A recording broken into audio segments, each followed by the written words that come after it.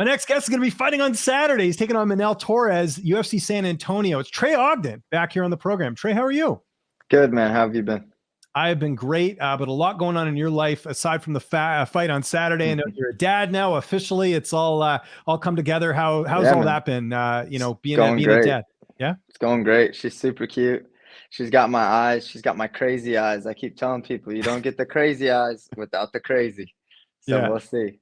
That's good. Yeah, no, that's excellent. How has that changed the mentality with fighting? I know a lot of people, you feel like you're fighting for something more, but also you got to be in a different schedule. Like, how has all that been? Schedule wise, it's good. My wife stays home with her, so that helps me a lot. Mentality wise, man, it's always kill or be killed. So I guess we'll see. Yeah, that makes sense.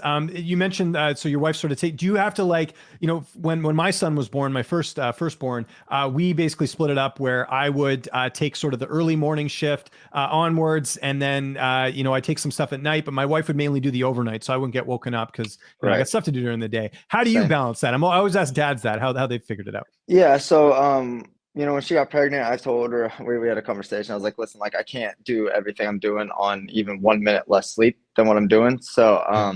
I negotiated for her to quit her job and in exchange she takes the overnight shifts. So I just sleep in a different room right now while I'm in camp so that I'm not getting woken up and that I can recover and everything. So it's going really well. It's good. I did the same thing, by the way. Actually, when we lived in a condo, I had to sleep on the couch outside. She slept in the Yeah. bedroom. But with my second born, we have two rooms, so it's a little bit easier. So I can relate. That's kind of what I'm getting at here, which is awesome. So I imagine this was the right amount of time off in between fights, just because you wanted to prepare being a dad, and this is not too late, and it's kind of springtime, right, for the fight. Yeah, I wanted to, after my last fight, I knew that my last fight was in September. I knew she was due in December. So I told the UFC that I wanted to wait till late March, early April because I just wanted to adjust. I didn't know what it was going to be like. This is our first. So I was like, I want to adjust to a new schedule and a new rhythm before I'm in a fight camp. And then once I got my feet under me, I reached out to my management and told them I feel 6 to 8 weeks out and I can make it work. And so it's going really good. And you're taking on Torres. Did you know much about him before taking this fight, or was he one of those guys you had to look up? Yeah, I had to look him up, but I looked him up and I really liked the matchup. Are you surprised you're the underdog in this fight? That was one thing I noticed this morning. Yeah, it was. I don't know. Last time I was the 4-1 underdog. This time I'm the Right. 2-1 underdog. So we're making progress, James. Yeah, bit by We're bit. making Yeah, well, no, it progress. just surprised me, and this is something we always talk about in our interviews. Yeah, I mean, you fought the who's who even before you were in the UFC, so I think that's got to count for something, right? Like yeah, you've I been battle agree. tested. And especially like I said about Zaluber in the build-up, like this dude's been fighting all of his fights in Mexico. It's not the same. Like, no offense to Yeah. them, but it's just not the same as the scene up here. And stylistically, I love the fight. I don't see how you could watch the Zaluber fight and then look at Manuel Torres and me and think that I'm a 2-1 underdog. Doesn't make sense to me. I figured after losing the split to Levitt that I would be the underdog against Jordan Levitt or against Daniel Zaluber. But I outstruck Daniel Zaluber. I feel like he's a better striker than Manuel Torres. He doesn't have as much power, but he has a lot more sophisticated stuff, and he's 4 inches taller. Yeah. So I'm actually the taller fighter this time, and I fight long naturally. So I was pretty surprised, but whatever. What does camp look like? Who have you had a chance to work with? Who have been some of the main training partners? Yeah, so I own a gym now. It's called Marathon MMA. I have Mike Breeden and Miles John came over to my gym, Oh, cool. so Okay. I got those two. And then I have Stephen Graham, Zach Scroggin, and Alejandro Gomez, 3 of my pros. Those are the 3 that are going to be in my corner for this fight. So I've been doing a lot of work with them.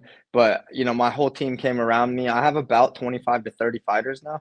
And Awesome. everybody came around me really well and gave me all the work I needed. So everybody at Marathon MMA, that's where I live now. That's where I train. That's our team, and we are the Wolves, brother. We are coming. I love the name. You've had that name for a while, Marathon MMA Martial Arts too, which is Marathon. Yeah, I yeah, was. no, for sure. And it's a good, you know what? It's a good description for your career in some ways, like Yep, we just talked about there, right? It's not a sprint, it's been a marathon to get to where you're 100%. at. So that's great. Miles, I know is someone that had come over sort of last year. How much has he gelled with you guys? Just a really nice guy, but also, very talented. How much has he added to your game and just, iron sharpening iron, so to speak? Man, he's just been great to have. We've only had him for about 3 weeks. But as soon as he came over, first training session, he fit in really well with me and my guys, really well with the culture and the energy of the gym. He seems to really love it. So I'm really excited to get to work with him and to help him. He's got some really great striking. I feel like I can add a lot to his grappling, and I'm really excited to work with him and see where we can go with that. But I have Alejandro Gomez, 125 pounder, who's 7-0 amateur, 7 finishes, 1-0 pro, 1 finish. So he's on an 8 fight win streak, 8 finishes. I have Stephen Graham, who's like 11-6 pro. He's won 5 of his last 6. He's a 135er. I have Lucas DaCosta, 7-1. 135er, looking to make his pro debut this year. So he really fits in really well with those guys. So he's a great training partner for them. They're great training partners for him. So I think he's going to fit in beautiful with our team. Yeah, love it, man. It all sounds great. How's the weight? I know when you become a dad, it's a little bit tougher to eat healthy, but how's that been for you? Yeah, I'm eating really clean. I'm just denser as I get older. I did the Dallas IBJJF Open Jiu-Jitsu tournament. I had to diet pretty hard for that because for IBJJF, you step on the scale and then you go to the mat like within 10 Oh, minutes. So interesting. you gotta Okay. be the weight.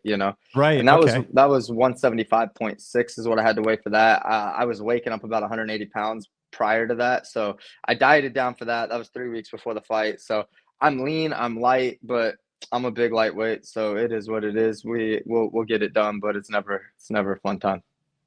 How's this fight playing out on Saturday? I'm gonna submit this guy. I haven't gotten my submission in the UFC yet. It's unacceptable. It's gonna happen. Obviously, I'm a jiu-jitsu fighter, and I would really like to showcase the lethality of my jiu-jitsu. And I think this guy just got his purple belt, so I think he's in for one when we hit the mat. This is the third fight on your contract, right? Usually you sign Yes, sir. 4 fights. So kind of Yes, a big sir. fight here because you can go back and renegotiate after this one, right? Usually. Yes. Yep. So does that add a bit more to the fight? I know every fight's important. I mean, the UFC can do what they want with your contract, but Right. does that add a bit more just knowing everything? You're a dad now, a big fight. You upset a guy last time. You're in a similar position this time. Does that add a bit more to the fight? Yeah, and I'm also the general of my army now, Yeah. and I feel like that's a lot of energy and motivation for me. I'm sitting on loaded bases. I'm building a kingdom, and I have everything to gain. You know what I mean? I Yeah. have everything to gain from this. I have no fear, and I'm ready to get the job done. And I see massive potential for my career, both as a fighter and a coach. My vision right now is starting this year to be winning fights in the UFC as a fighter, as well as winning fights in the UFC as a coach. Very few guys can put this together at the same time. And I'm sitting completely on loaded basis to accomplish that mission. And then I also have like my first wave of guys that I built that should be popping in the UFC in 2024. Alejandro Gomez, Zach Scroggin, Nick Meck. These guys are undefeated pros on my team. I know Nick Meck. I've interviewed Nick a couple times. That's my regional guy. fighter. Yeah. No, I like Nick a lot, and he's been killing it lately. He's been doing really well. Yeah. So he's on like a 13 fight win streak. Zach Scroggin's on a 13 fight win streak between amateur and pro. Alejandro Gomez on a 8 fight win streak. And these are guys that I had as amateurs that have turned pro. They've been with me the whole time. And I would expect all 3 of them to be in the UFC in 2024. And then obviously we have Mike Breeden and Miles Johns now. And so, we have Marathon MMA has a big future ahead of us, and we could easily be a household name by the end of 2024. And so, you know what I mean? I have every reason to live and die by the sword right now. Love it, man. Trey, thanks for doing this. We're excited for the fight this Man. Saturday, UFC San Antonio. I know you got some stuff to plug before you got out of here. So as usual, I will give you the throne here and you get the last word. Thank you, brother. Check me out, marathon_MMA on Instagram. That really is the only social media I'm engaging with at the moment. Although now that Elon's got Twitter, I might finally get a Twitter because I don't have a Twitter. Yeah, you should get on I've it. never had a Twitter. I was like, when I was like 15, I was like, I'm a man. I'm not going to send nothing called a tweet, but then Twitter got crazy. But now Elon has Twitter. So I'm thinking about getting on Twitter as well. But as of right now, it's Instagram, marathon_MMA. And then if you want to follow our gym, it's marathon MMA_academy. So follow our gym there. I post highlights of all of our guys' fights and our jiu-jitsu matches and everything to keep track of what we're doing. And then the Native Hemp Company, check them out. I can't put this on social media because they keep taking it down. But we do have the Samurai Ghost THC gummies now. with Native Hemp Co. They do ship to all 50 states. They are completely legal under the Farm Bill, and they're the hardest hitting single dose gummy you can get on the market right now. They are fantastic. They're no artificial sweetener. It's all real fruit juice. They're live resin, organic THC. They're thebomb.com. Ogden MMA will get you 20% off with them.